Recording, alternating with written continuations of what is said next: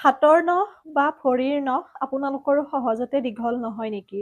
বা ভাগি যায় নেকি অকণমান দীঘল হোৱাৰ লগে লগে? বিশেষকৈ ছোৱালী আৰু মহিলাসকলৰ বাবে আজিৰ ভিডিঅ'টো মই প্ৰস্তুত কৰি উলিয়াইছোঁ।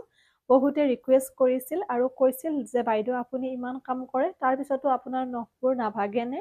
বা কেনেকৈনো আপুনি নখৰ যত্ন লয় বা কেনেকৈ আপোনাৰ নখখিনি ধুনীয়াকৈ দীঘল হৈ থাকে ইমান কাম কৰাৰ পিছতো? সেইবাবে আজি ভিডিঅ'টো আপোনালোকৰ মাজত মই প্ৰস্তুত কৰি উলিয়াইছোঁ।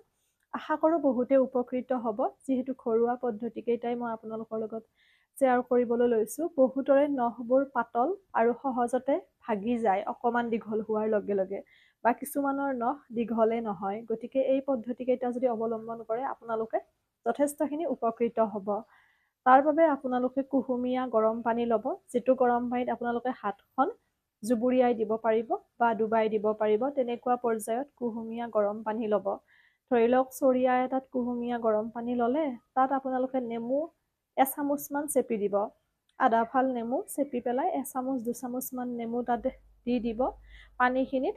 লগতে তাত আপোনালোকে দিব মৌজোল, যিটো আমাৰ মৌ আছে চিনি পায়ে, মৌজোল আপোনালোকে তাত দিব আধা চামুচ মৌজোল, এচামুচ নেমু ৰস, লগতে আপোনালোকে তাত অলিভ অইল এচামুচ, বা যদিহে অলিভ অইল নাই তেতিয়াহ'লে নাৰিকল তেল হ'লেও এচামুচ দিব। পানীখিনিত দি পেলাই আপোনালোকে যিকোনো সময়ত, যিখিনি সময়ত আপোনালোকে আজৰি থাকে, সন্ধিয়া সময়তো পাৰে যদিহে আপোনালোকে ল'ৰা ছোৱালীক পঢ়ায়, সেইখিনি সময়তো পাৰে, বা যিখিনি ফ্ৰী টাইম সেইখিনি সময়ত আপোনালোকে ধুনীয়াকৈ সেই পানীখিনিতে, যিহেতু গোটেইখিনি বস্তু আপোনালোকক দি দিব দিছোঁ মই, নেমু টেঙা, মৌজোল, লগতে আপোনাৰ অলিভ অইল বা নাৰিকল তেল, সেই পানীখিনিত ধুনীয়াকৈ আপোনালোকে হাতখন জুবুৰিয়াই অকণমান এনেকৈ মোহাৰি থকাৰ নিচিনাকৈ থাকিব নখকেইটা। প্ৰায় 5ৰ পৰা 10 মিনিট সময়লৈকে, 5 মিনিট সময় থাকিলেও হ'ব, বা যদি সময় বেছি থাকে 10 মিনিট সময়ো আপোনালোকে থাকিব পাৰে। এনেকৈ আপোনালোকে নখকেইটা মোহাৰি থাকিব। মোহাৰি থাকি পেলাই আপোনালোকৰ 5 মিনিট বা 10 মিনিট সময় হোৱাৰ পিছত ধুনীয়াকৈ শুকান কাপোৰ এখনেৰে টুকিব, আৰু টুকাৰ লগে লগে আপোনালোকে হাতখন নুধুব, চাবোন বা তেনেকৈ ধুই নিদিব, অকণমান সময় ৰাখিব। বিশেষকৈ ৰাতি শোৱাৰ আগত যদি এই কামটো কৰে বেছি ভাল ফল পাব, যিহেতুকে সেইখিনি সময় আপোনালোকে পানী লাৰিব লগা নহয় বা ধুব লগা নহয় হাতখন। গতিকে এনেকৈ আপোনালোকে 5 মিনিট সময় থাকি পেলাই পানীখিনি টুকি আপোনালোকে ধুনীয়াকৈ প্ৰায় 30 মিনিট সময়মানলৈকে চাবোন স্পৰ্শ নকৰিব। যদিহে ৰাতি শোৱাৰ আগত কৰে খুবেই ভাল।